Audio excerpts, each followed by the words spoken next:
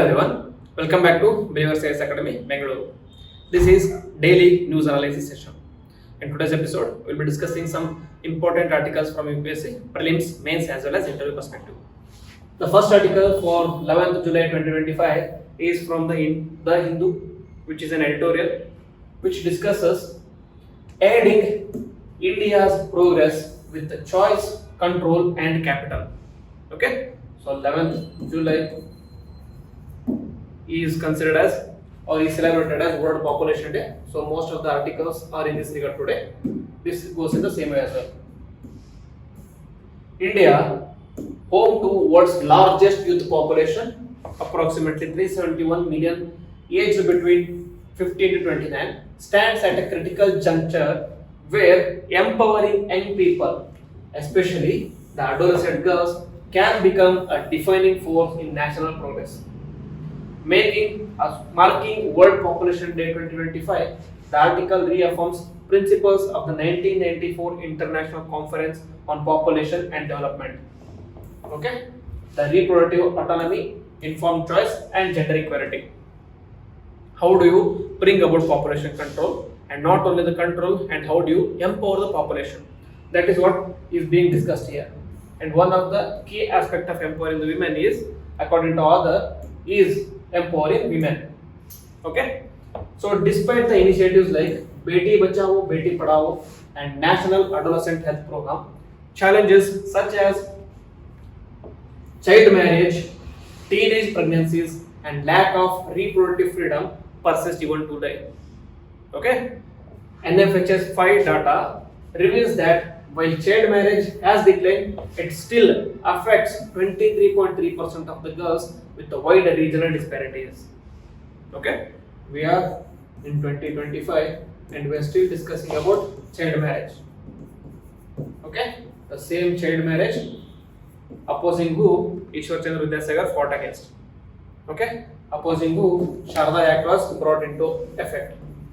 Okay, so even then, even after considering all the drawbacks, all the issues that are related to child marriage, and especially the burden that puts upon the women, or women, not even women, even the girl child, the child marriage still persists. Why? Because of various reasons. Okay. However, the article still points to certain grassroots programs which have been very successful, such as Project Udaan in Rajasthan. It prevented 30,000 girl marriages, child marriages, and 15,000 teenage pregnancies by keeping girls in school and ensuring reproductive health access. So, how you can avoid child marriages and teenage pregnancies? By keeping girls in school. Okay, if girls are in school, then they are empowered. Okay, they are considered as an asset. Instead of marrying them off, the parents will keep them in school. And second one is Advika in Odisha. It fostered youth empowerment and declared 11,000 villages child marriage free. The aspect which they focused here is youth empowerment. And third is Project Manzil, enhanced female economic agency by skilling 28,000 women with the 16,000 entering dignified gender-friendly employment. Okay, so first aspect is education, that is keeping the girls in school. Second aspect is empowering the youth. Third aspect is skilling, meaning you are not just making women dependent on others, but independent of everyone. Now they have skills of their own. Now they can get employment. Now they can support themselves as well as families. As a result, they will be no longer seen as a burden or economic burden, rather they will be considered as a property. Not the property is not the right word. Now they will be considered as resource. Okay, now they will be considered as resource. So the authors argue that true empowerment goes beyond health. It must integrate education, economic independence, and social change. The above three projects, the above three programs of various states, and showcase this, and they serve as a proof to this. They highlight the importance of removing structural barriers such as poor access to education, inadequate child care, and workplace inflexibility. With rates-based multi-sectoral investment, India can convert its demographic potential into sustainable development. Okay, so few of the key points explained in the article is about demographic dividend and youth empowerment. India has large youth population and realizing its potential requires targeted investment in health, education, skills and economic opportunities for both genders. But special rewards to women or female, reproductive autonomy and health.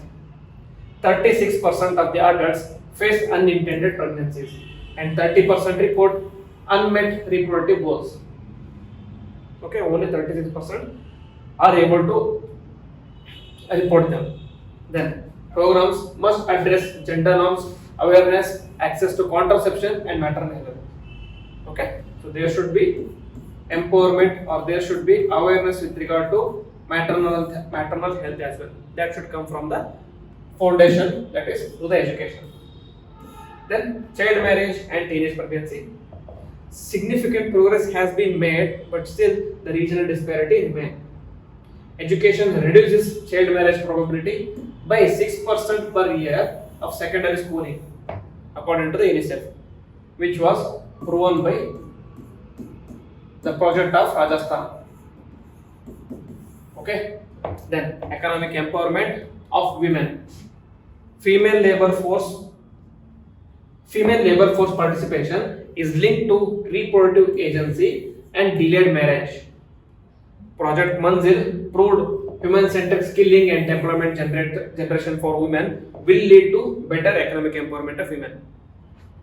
And finally, articles provides for policy recommendations, that is right-based multi-sectoral approach, combining life skills, that is conditional cash transfers, workplace reforms and behavioral change brings changes, and scale successful models like Udan, Advika and Manzil.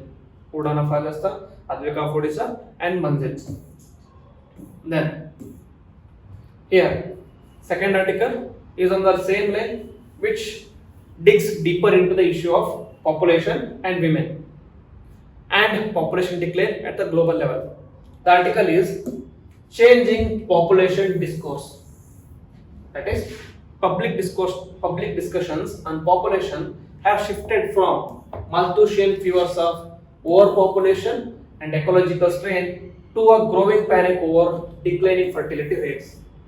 While concerns about falling birth rates are real, the author argues that the resulting alarmism is analytically flawed and ethically problematic. Okay, so what is Malthusian fears of population? According to Malthusian, the population, the growth is follows geometric progression. Okay, that is in the first generation, if there are 2 people, in the next generation there will be 4, and next generation there will be 8, in the next generation there will be 16.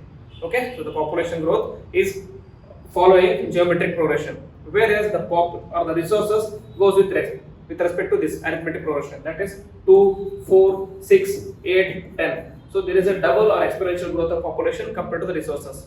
However, this population expansion is controlled by natural factors or limiting factors such as death, destruction, etc., etc. So initially what we feared was, because the population is growing at this rate, because population is growing at an alarming rate, and there is a limit to the resources, we feared that population is going to overpopulate, which is going to bring stress on the resources. But now recently the discourse has changed, that there is population collapse is happening in India. So not in India, in the world. Okay, that is what they are trying to discuss. That thought of population collapse is only alarming analytically, and when we realize it properly, it is not a reality but a myth, according to the author. So the myth of population collapse. Prominent voices like Elon Musk have expressed concerns over an impending population collapse, where he tweeted, in the tweet he argued that world is going through population winter. Okay, he said world is going through population winter, which is nothing but population collapse, supporting pro-natalist narratives. However, data from UN population prospects of 2024 pointed this. The report says that global population is expected to rise from 8.2 billion from 2024 to 10.3 billion in 2080. Only a marginal decline to 10.2 billion by 2100 is projected. Okay, so from 10.3 to 10.2 billion. So there is a decline, but it is decline from 2080 to 2011, like 2100. Then this refutes the claim of rapid large-scale population decline. Okay, what the pro-natalists argue that the world is going to population collapse is defeated through this data. And the 6% downward revision in population forecast over the past decade is not catastrophic, and the population collapse is a myth, according to the other. Okay, so there is misinterpretation of demographic projections. Alarmism around population ignores two vital demographic realities. One is projections are not predictions, that is, they are based on an assumption about future fertility, mortality, and migration. So we cannot consider projections as a predictions. Then population momentum. Even if total fertility rate falls below the replacement level of 2.1, populations can still continue to grow for decades due to large productive age base. Okay? Because there are so many youth people who are involving in the intercourse, as a result there will be more number of childbirths. Even if per population or per couple the child birth might go below the 2.1%, but since we have so many population or a couple youth population, that is the reproductive age base is so large, the population isn't going to get affected. Then the real fertility crisis, that is the unmet reproductive disease. According to UNPFA report 2025, the titled "The Real Fertility Crisis," the key issue is not people choosing to have children, but people unable to have the number of children they want. Okay, so that is people are willing to have children, but they are not unable to have children because of the various reasons. There is 14,000 respondents across 14 countries were surveyed. 1 in 5 said they could not realize the desired fertility. 40% had to permanently forego having children they wanted because of the various economic, social, etc. The barriers for population control in India is, first is financial limitations, which contributes to 38% of total barriers. Then housing issue, 22%, lack of quality childcare, 18%, infertility, 13%, and unemployment, 21%. Because of these limitations, the individuals at the Indian level as well as the world level were not able to meet their desired fertility. Sometimes couples want to have more than 2 to 3 children. They want to go for 4 children as well. But because of these barriers, they are not able to realize their fertility. Okay, so that is what the article argues. Thus, there is a curious case of South Korea. That is, South Korea invested 200 billion in pro-natalist efforts over 20 years. They saw 7.3% increase in the births, linked to higher marriages and positive attitudes. Yet key barriers remain, such as financial and housing. Meaning, even in countries where the population growth is so less, even there people want to have more children, but they are not able to have children because of these barriers. Okay. Then ethical concerns and gender bias in pronatalism. The panic over low birth rates has led to targeting women who opt out of childbearing. Okay, this is considered as an extreme form of feminism. Okay, that women most of the times are considering childbirth as a burden on them. As a result, they are not going for or opting for childbearing. Okay, that the assumption that population is collapsing, are targeting women who are opting out of childbearing, restricting access to abortion and contraceptives, and promoting target-based pronatalism. That is baby bonuses, which reinforces traditional gender roles, ignores men's role in parenting, and undermines reproductive agencies. Okay, so most of these are focused on improving the child birth or improving the fertility, but they are forgetting that childbirth is not only a role of women but also the role of men as well. Okay, so key message is some people want around 2 children but face barriers to achieve that. And the way forward is to bring structural and societal change. Instead of coercive policies, the countries must promote gender equality and women's workforce participation, ensure paid parental leave, affordable childcare and housing, avoid ethno-nationalist narratives around the fertility, and focus on empowering those who want children and not shaming the voluntary childless. Okay? They are saying there are many people who want to have children but they are not able to have children because of the barriers such as financial, social, etc. etc.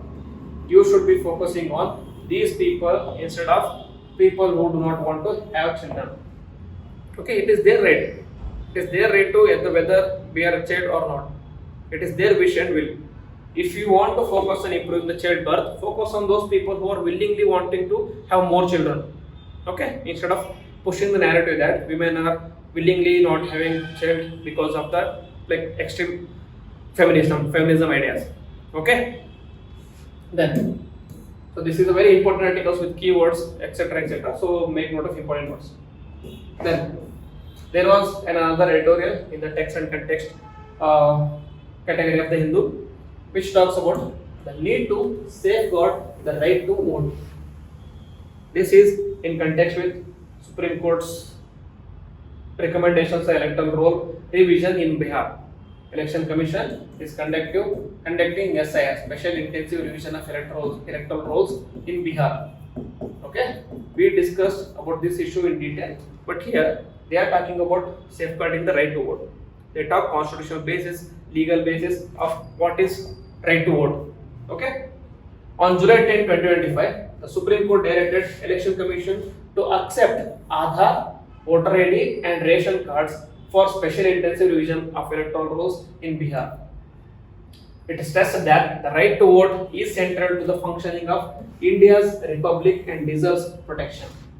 Okay, they are saying that even if people do not have certain documentations, if they possess documents of Aadhaar, that should be considered. If they possess document of voter ID, if they do not possess the documents of birth certificate, they should also be considered, so that individuals are not disenfranchised. Okay, then the article discusses about universal adult suffrage, India's bold democratic choice. India adopted universal adult suffrage from the very beginning, unlike many Western democracies that gradually extended the voting rights. Initially, in Western countries, the voting rights were given to the nobles, and then they were given to the men only, and then they were transferred to women. So there was a gradual change in universal suffrage. However, with respect to India, ever since we became independent, we have provided universal adult suffrage above the age of 21, and then later it was added to age of 18 in 61st Amendment Act. Article 326 of the Constitution grants voting rights to all the citizens aged 18 plus after 61st Amendment Act, regardless of gender, caste, class, religion, education, or property. Okay, so there is universal adult suffrage. This democratic foundation is supported by Representation of People's Act of 1950 for preparation of electoral rolls, where it talks about regular revision of the electoral rolls and special revision of electoral rolls for a particular constituency or any part thereof, etc. etc. In RPA, that is Representation of People's Act of 1951, it provides for regulating elections and candidatures. Okay, so there is constitutional as well as legal backing with regard to electoral rolls. Is the right to vote a fundamental right? This has been a very point of contention. This has been taken care by the Supreme Court in many of the cases. So according to the Supreme Court's directives, right to vote is not a fundamental right.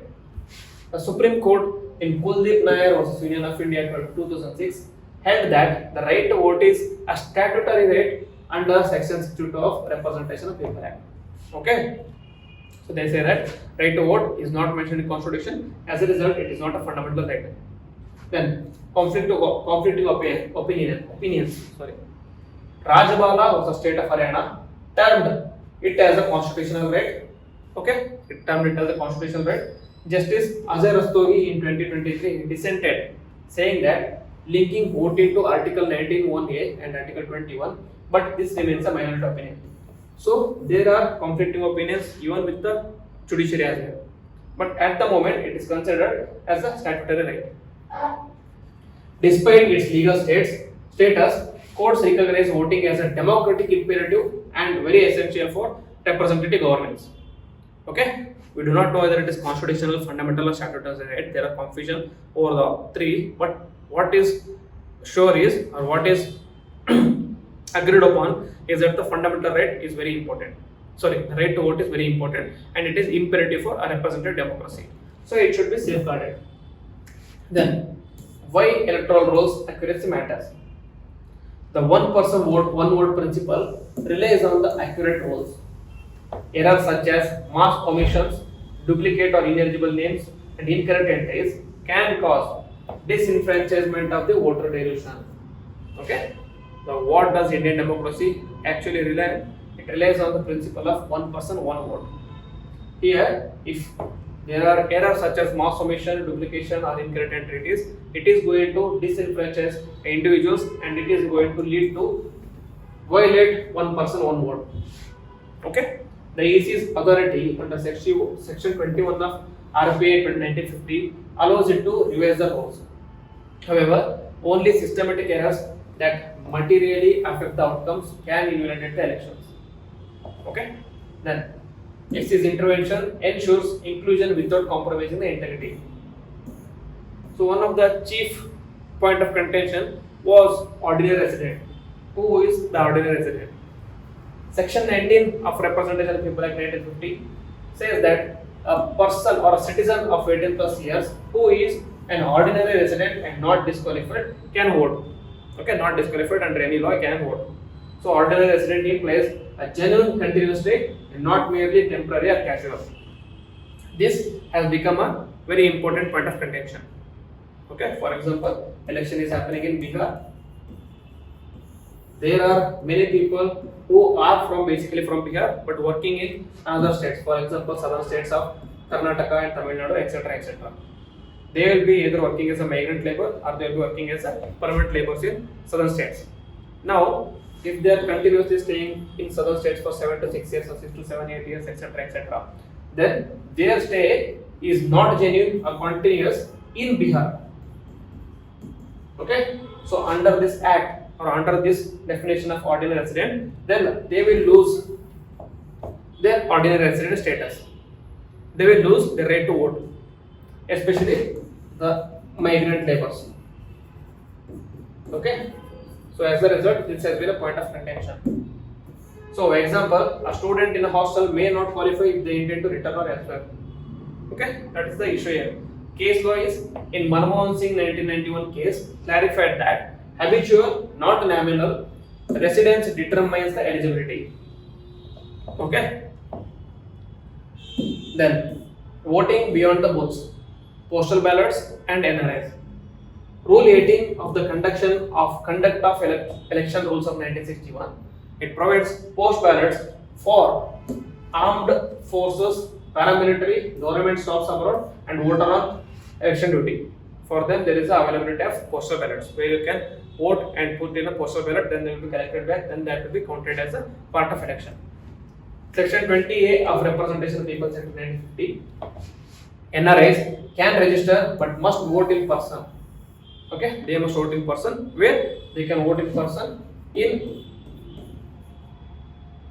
ambassador's house. Okay, embassies. Sorry, in embassies. Okay, in the Indian embassies at any particular country, they can vote and vote in person. Then, about citizenship and voter list, the due process is very essential. The Bihar Special Intensive Revision raised concerns over citizenship verification and possible disenfranchisement of people. In Lal Babu Hussain vs. ERO case, SC struck down the Supreme Court Election Commission circulars that shifted the burden of proof of citizenship to the individuals. Held that past rules, quasi-judicial procedures, and natural justice must guide the election. Okay, if he already possesses like voter ID from the previous elections, then he should be considered as a citizen and he should be considered as a person who can vote for the election. Okay, even if they do not possess birth certificate, other or any other essential certificates. Then due process and not discretion must govern road revision. Okay, there should also be balancing vigilance and inclusion. Voter inclusion and role purification are not mutually exclusive. Political parties under the principle of Lakshmi Charan Sen versus A.K. Hussain Usman must assist in ensuring both inclusion of eligible and exclusion of ineligible voters. Okay, it is not only the duty of election commission, the political parties should also involve in this case. Supreme Court's July 10 suggestion to expand the acceptable ID documents is pragmatic balance between security and accessibility. Okay, so initially Aadhaar card was not considered as a valid document to provide citizenship or provide right to vote, but here Supreme Court has said that you have already introduced Aadhaar card, many of the Indians have got Aadhaar card, then why not consider it as a proof of ID? But one of the argument of government was that the Aadhaar card has been falsified. Aadhaar card has been obtained through malified practices. As a result, we are not considering Aadhaar card. That was the case of the government.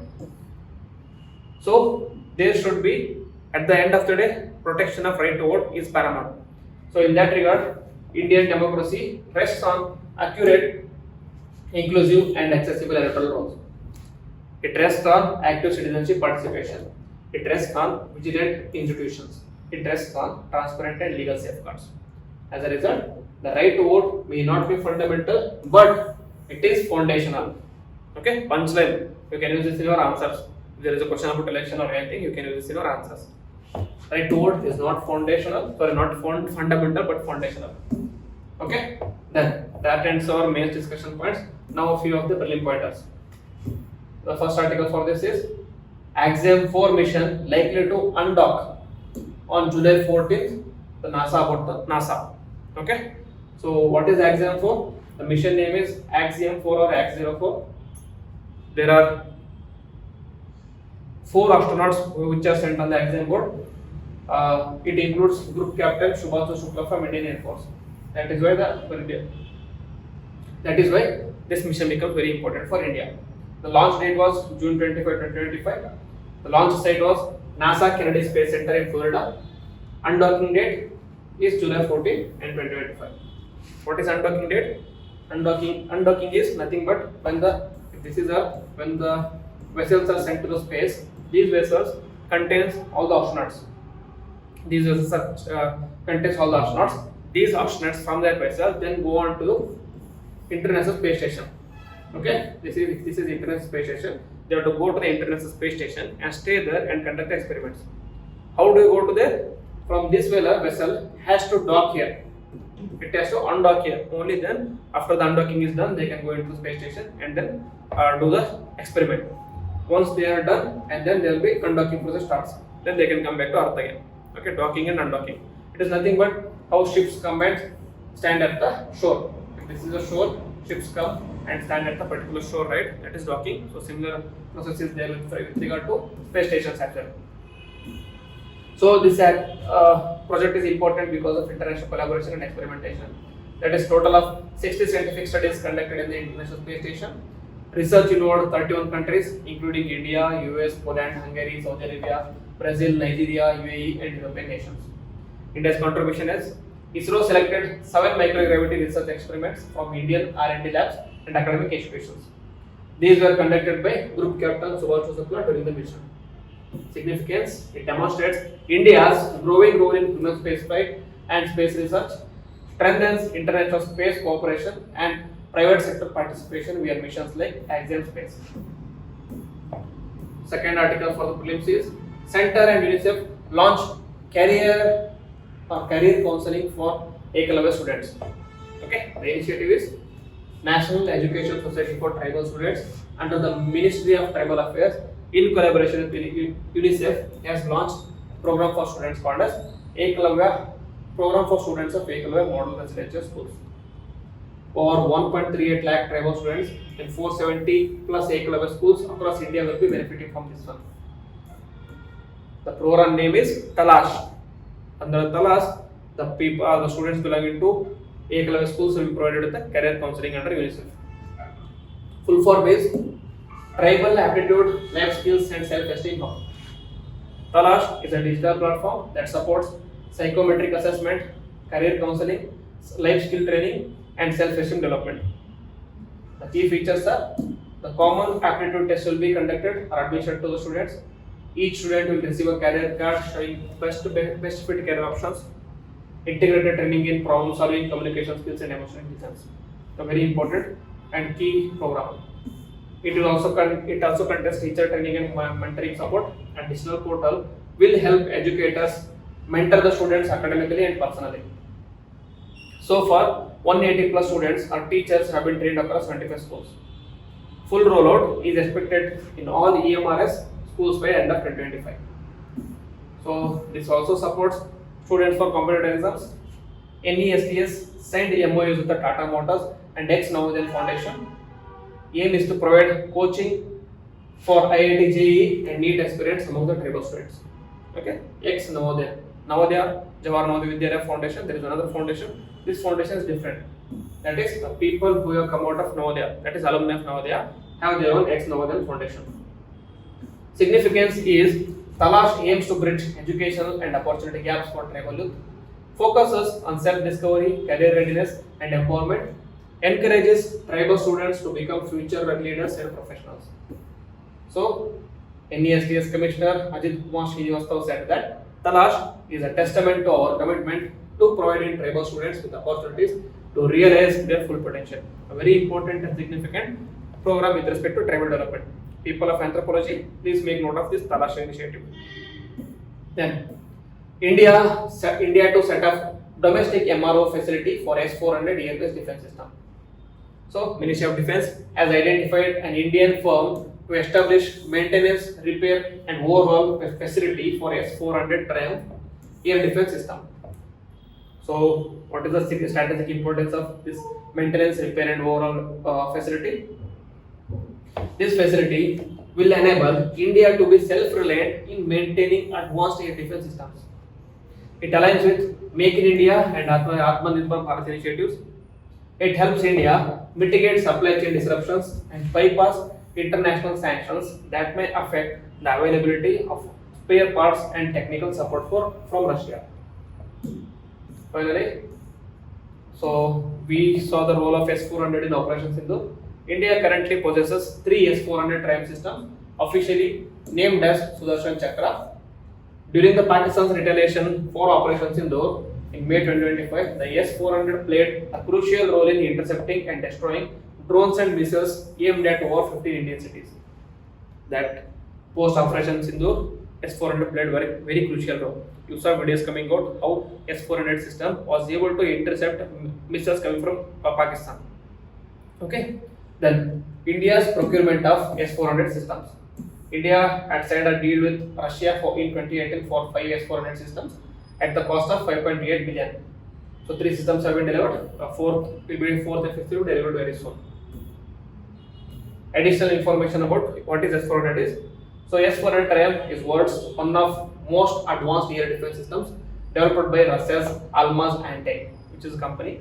It can detect, track, and destroy aerial targets including aircraft, unmanned aerial vehicles, cruise missiles, ballistic missiles, etc. etc.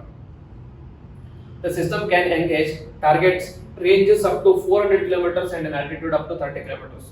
Very significant. It uses multiple missile types with varying ranges and is known for its multi-layered defense capability. S-400 radar and missile guidance systems are highly sophisticated, providing a 360-degree shade. Significance is establishing an indigenous MRO for S-400 is strategic and technological milestone for India. It reduces dependency on foreign assistance for routine emergency services. Okay. It also enhances operational availability and combat readiness of India's air defense capabilities. So all the important articles have been covered for the day. So if you like the video, then please hit the like button, comment on it, and also share with the friends. And if you are new to the channel, then please subscribe to the channel and also click on the bell icon so that you don't miss any notification. With this, I will end the video. Jai Hind.